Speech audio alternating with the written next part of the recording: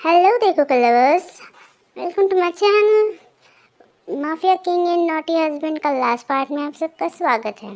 तो स्टोरी की स्टार्टिंग वही से होती है। और त्योंग जीवन से कहता है कि मुझे शक है कि जेके जो है वो नाटक कर रहा है कि वो लिटिल स्पेस में है ऐसा। पर जिमिन कहता है कि लिटिल स्पेस में वो खुद भी जा नहीं सकता या कोई उसे भेज नहीं सकता तो लिटिल स्पेस में। जब वो शॉक हो जाता है उस गाड़ी के एक्सीडेंट की वजह से, वो शॉक हो गया था, उसी की वजह से ये वो लिटिल स्पेस में चला गया। तो फिर त्यों कहता है कि वो लिटिल स्पेस में गया, शॉक हुआ, वो तो मैं नहीं जानता कि वो हुआ कि नहीं हुआ, पर मैं ये जानता हूँ कि ये जो भी हुआ वो जेके की मर्जी से हुआ, क्योंकि मैंने पता लगाया है कि तुम्हारी फ्रेंड मतलब जेके की जो मीटिंग थी वो मीटिंग उसकी दोपहर को ही हो गई थी। अगर उसकी मीटिंग दोपहर को ही हो गई थी, वो शाम तक क्यों रुका?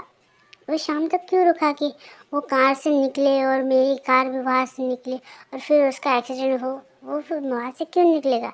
अगर उसकी मीटिंग शाम को ही हो गई थी तो वो तो, अगर 3 बजे भी उसकी मीटिंग फिनिश हो गई थी तो वो 5 बजे तक या 6 बजे तक वो एयरपोर्ट तक पहुँच के वो फिर से वो अपनी फ़्लाइट लेके वो अपने सियोल वापस जा सकता था। मतलब सियोल से वो कोरिया वापस जा सकता था, पर वो वहाँ से नहीं निकला। वो निकला शाम के 6 बजे। और जब मैं वहाँ से आया, वो यहाँ से आया, और फिर उस ट्रक ने जिसने मारने की कोशिश की, किसी को मारने की कोशिश की वो भी पता नहीं चल पाया।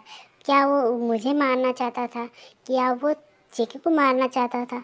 पर ज़्यादा नुकसान नहीं हुआ, थोड़ी बहुत ही चोट लगी। पर अगर कोई कुछ ज़्यादा हो जाता या मैं वहाँ नहीं होता, अगर वो एक्सीडेंट की वजह से उस कार को ब्लास्ट के वक्त अगर जेके वहाँ रह जाता तो फिर क्या होता? फिर जिमिन डरते हुए कहता है कि कार ब्लास्ट हो गई थी। तो फिर त्योंग कहता है हाँ, वो कार ब्लास्ट हो गई थी। तो फिर जिमिन कहता है ठीक है, मैं तुम जो कहेंगे मैं करूँगा, पर पहले हमें देखना होगा कि कुकी सही है कि नहीं है। तो फिर त्योंग कहता है ठीक है।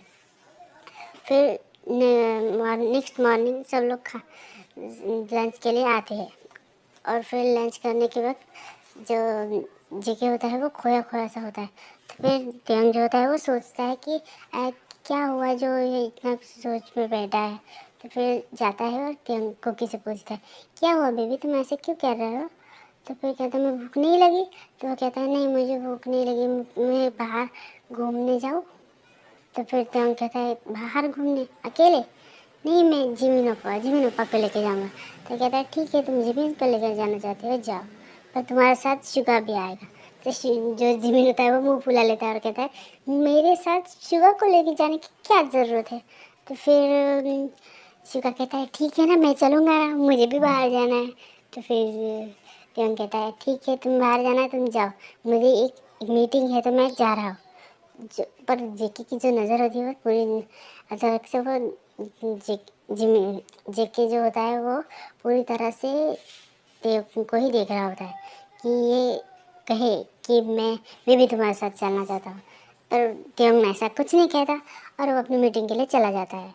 और जो जेके होता है उन तीनों के साथ वो पार्क में जाता है, बहुत फिरता है, घूमता है। और जब वो देखता है कि ये दोनों तो आपस में ही झगड़ रहे हैं, तो फिर जो होता है जेके एक जाके बेंच पे जाके बैठ जाता है। तो फिर वहाँ पे एक लड़की आती है, वो बहुत खूबसूरत सी होती है, लंबी लंबी, मतलब बहुत टॉल है, ब्यूटीफुल सी। तो फिर वो कहती है, लड़की कहती है कि तुम अकेले बैठे हो, क्या मैं यहाँ बैठ सकती हूँ? तो फिर जेके कहता है बैठ जाओ। तो फिर वो बैठ जाती है और कहती है तुमने अभी तक काम तो बहुत अच्छा किया है। तो फिर जेके शॉक होते कहता है क्या तुम मुझसे बात कर रही हो? तो वो कहती है हाँ, मैं तुम्ही से बात कर रही हूँ। तो कहती है तुमने अभी तक काम तो बहुत अच्छा किया है, तुम्हें जी त्योंग का भरोसा जीत के उसे ये देना है। तो जेके शॉक होते हुए कहता है कि ये क्या है? तो वो लड़की कहती है तुम्हें ज़्यादा बात करने की परमिशन नहीं है, तुम्हें सिर्फ ये जो दिया है वो जब वो खाना बनाए या खाना खा रहा हो तो उसके खाने में ये मिला दो, बाकी का काम ये खुद कर लेगा। तो फिर जेके कहता है ये क्या है? तो तुम्हारे लिए और मेरे लिए ये सिर्फ आम चीज़ है जो हम रेगुलर में खा सकते हैं, पर त्यों के लिए ये एक जहर है क्योंकि इसे इसे एलर्जी है। तो जो जेके होता है वो डर जाता है और कहता है अगर इसे इसे एलर्जी है तो फिर ये क्यों उसे खिलानी है? अगर वो खा लिया और वो मर गया तो फिर वो लड़की कहती है तुम्हें ज़्यादा बोलने का हक नहीं है। अगर तुम ज़्यादा बोले ना तो तुम्हारी जो दादी है उसे कोई भी बचा नहीं सकता। ऐसा जहर दिया है मैंने उसे। तो फिर जो जेके होता है वो कहता है मैं एक बिजनेसमैन के साथ साथ एक सीईओ भी हूँ। अगर मैंने एक इशारा किया ना तो तुम्हारी लाश तक नहीं मिलेगी। तो फिर वो लड़की कहती है तुम्हारी मेरा जो कुछ भी हो पर मैं उस त्यों को कभी जीते जी जीने नहीं दूंगी मेरे जीते जी। फिर वो कहते हैं तुम्हें उससे इतनी नफरत क्यों है? क्योंकि उसकी वजह से मेरा भाई मरा है। तो फिर जेके शौक होता है कहता है तुम्हारी वजह से तुम्हारा मतलब उसकी वजह से तुम्हारा भाई कैसे मरा है? क्योंकि उसने मेरे भाई को मारा है। क्योंकि मेरे भाई उसके कंपनी में काम करता था, उसने उसे चीटिंग करते हुए पकड़ लिया और उसने मार दिया। तो फिर जेके होता है वो कहता है अगर उसकी जगह अगर मैं होता और मेरी कंपनी में किसी ने चीटिंग करती है, मेरी कंपनी की कोई पर्सनल डिटेल किसी और को शेयर करते हुए देख लिया होता तो मैं खुद भी उसे मार देता। तो त्यों ने क्या गलत किया है? तो फिर वो लड़की कहती है ज़्यादा बात करने की परमिशन तो मैंने तुम्हें नहीं दी है।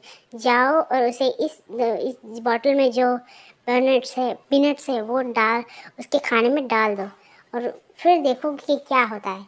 अगर वो मर गया और किसी ने तुम्हें नहीं पकड़ा तो तुम अपनी दादी का एंटीडोट लेके यहाँ से भाग सकते हो, यहाँ से चले जा सकते हो। मुझे कोई लेना देना नहीं है तुमसे। फिर मैं तुम्हें कभी भी परेशान नहीं करूँगी। पर अगर वो त्यों बचा तो फिर तुम्हारी दादी कभी नहीं बच पाएगी। और ये सब कह के वो वहाँ से चली जाती है। और थोड़ी देर के बाद जिमिन और शुगा आ जाते हैं और कहते हैं तुम अकेले यहाँ पे क्यों बैठे हो कुकी? ऐसे कहते हैं और फिर कुकी कहता है कि मैं थक गया था इसलिए यहाँ बैठा हूँ।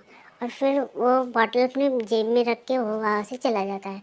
और ये जब बात कर रहे थे तब जिमिन ने देख लिया था और शुगा ने भी देख लिया था।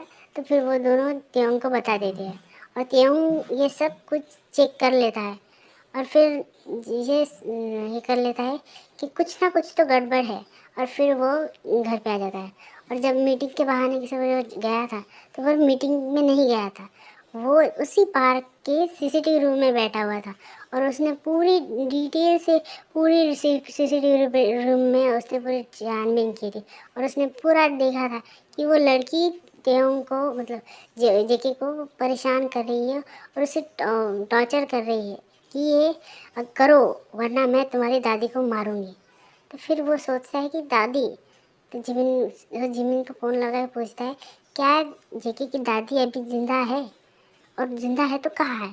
तो फिर जिमिन कहता है कि दादी जी ज़िंदा है पर दादी जी कहाँ है अभी मुझे नहीं पता, क्योंकि जब पहले मैं मिला था तो वो सियोल में ही थी।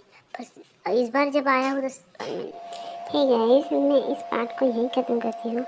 अगर आपको सॉरी फॉर पर इस पार्ट एक और पार्ट बनेगा और वो लास्ट पार्ट होगा तो आपको अच्छा लगेगा या मुझे कुछ और सजेशन देना चाहे तो मेरे चैनल को लाइक करें, शेयर करें, सब्सक्राइब करें।